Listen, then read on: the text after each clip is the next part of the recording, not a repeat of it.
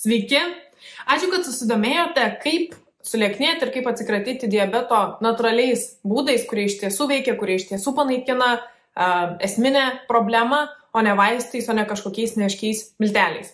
Tai šiandien aš Jums papasakosiu apie vieną mano klientės istoriją, pavyzdį, ką būtent su ją darėme, jos vardas Sonata, kad ji jau po mėnesio atsisakė visų tablečių, nuo diabeto ir nuo kitų ligų ir kondicijų sveikatoje ir kaip jinai sulieknėjo.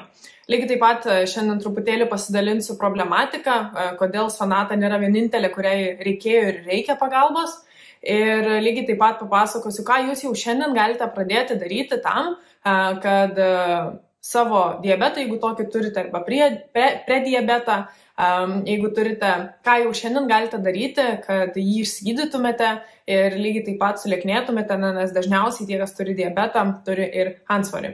Tai visą informaciją galėsite pritaikyti jau patys savo šiandien, nes mano tikslas ir yra pasidalinti ir pavyzdžių, ir problematiką, ir žiniomis, kad jau galėtumėte pradėti imtis veiksmų šiandien.